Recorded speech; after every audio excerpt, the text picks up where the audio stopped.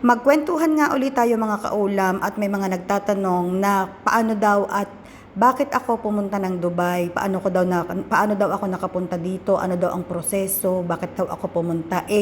Nga naman ay naiiniisip nila na teacher na ako sa Pilipinas. So bakit pa ako pupunta dito? Pwede naman ako sa atin magtrabaho.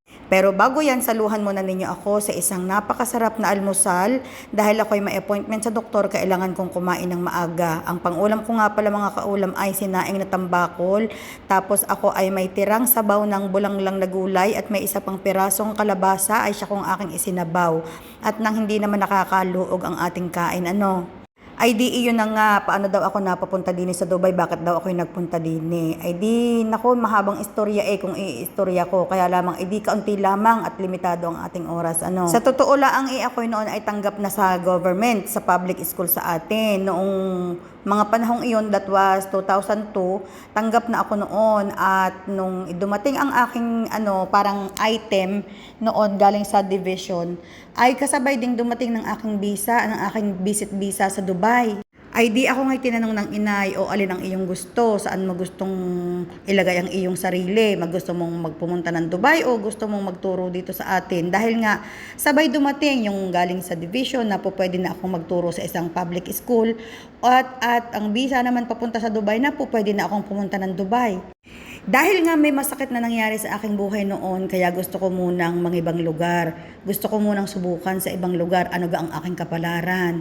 Dahil medyo talagang nadurog ang puso ni Kaulam noon sa Pilipinas, kaya gusto ko munang subukan ng ibang lugar. Baka sakaling mabubuo uli ang aking puso. Charot. Kayo naman tayo hahanap tayo ng paraan para maging maayos ang ating pakiramdam. Hindi tayo uupo sa isang sulok para magmukmok laang, para iparamdam sa mga taong ikaw ay aping-api, ikaw ay iniwanan, ikaw ay durog na durog. Kailangan ibabangon mo ang iyong sarili dahil wala namang ibang tutulong kundi ikaw din lamang. Madalit sabi, ako'y nagdesisyon pumunta ng Dubai, ay di iyon na nga, talaga namang si Kaulam ay naghanda ng pagpunta ng Dubai at ako ay nag-visit visa dito mga Kaulam at ako ay nakiusap sa aking pinsan na ibili ako ng visit visa at saka ipabook ako ng ticket. Ay di ako'y nagbayad ng halagang pambisa at pang ticket sa aking pinsan na naririto noon sa UAE para ako ay makapunta dito. Pagdating ko nga dito ay sa kanya muna ako tumuloy dahil syempre hindi ko pa alam kung ano ang mangyayari sa aking buhay noon. Kung ako bagay makakahanap ng trabaho na may libreng accommodation o trabaho na kailangan kong doon tumira sa aking pinsan dahil hindi lahat dito ng kumpanya ay nagbibigay ng libreng tirahan. Alam na alam ko nang itatanong ninyo, Kaulam, bakit ikaw ay nadurog? Nako, sa isang araw ko ikukwento sa inyo, talaga ito'y mahabang usapan. Ay di iyon nga, pagdating ko dito ay ako'y medyo na culture shock dahil sobrang init talaga noon at noon ay June. Noong June at dito kapag June ay talagang pitik ang init noon. Talagang si Kaulam ay hindi maintindihan kung pag nalabas ng bahay kung makakahinga baga sa init o hindi. Abay, hindi rin naman talaga naging madali ang paghahanap ko ng trabaho sa sobrang ang init. Biruin ninyo kayo lalabas ng bahay, araw-araw kayo maglalakad, papasok kayo sa mga opisina, magbibigay kayo ng inyong CV, papasok kayo kung saan-saan, ibibigay ninyong CV ninyo. Noon ay hindi pa uso din ang online application. Noon ay talagang ibibigay mo ang CV sa mga kumpanya. Ngayon, maigi na lamang at nauso yung online application ay di ang mga tao ay nakakalibreng maglakad sa init dahil nga po pwede nang i-email na lamang ang mga CV sa kumpanya at doon na lang ang babasahin ng HR at tatawagan ka na lamang para mag-interview. Ay noon ay ako mga Kaulam dahil ako wala din ng experience at wala din namang natulong nga sa akin para mag-apply at wala naman ang pinsan ko'y busy, wala din naman ako din ng ibang kakilala, di ako'y sariling sikap sa pag-a-apply.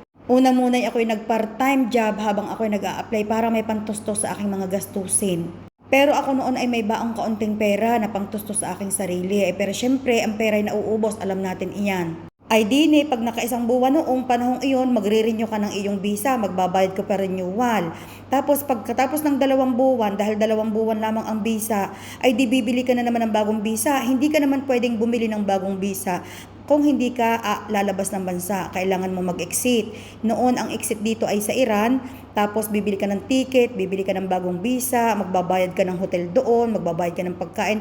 Madalit salita ay malaking gastos. Kaya pinilit ko na magkaroon muna ng part-time job dahil nga pag exit na ganyan at pagbabayad ng mga renewal na visa, dahil dini talaga ay pagdating ng summer ay sobrang hirap mag-apply. Marami dito sa kumpanya pagdating ng summer down talaga o kaya ang mga amo, ang mga boss ay nakabakasyon. Kaya ang hirap talaga din advice ko sa mga pupunta din huwag kayong pupunta ng either Ramadan or summer, at iyon ang mga panahon din na mahirap mag-apply ng trabaho.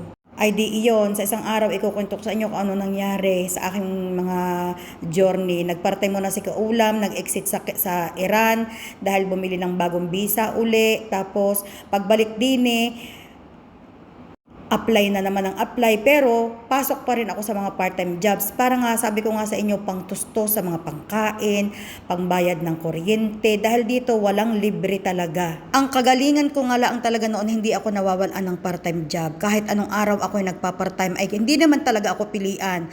Kahit ako'y tagalinis ng bahay, akong pinapasok, basta lang ako'y babayaran ng maayos.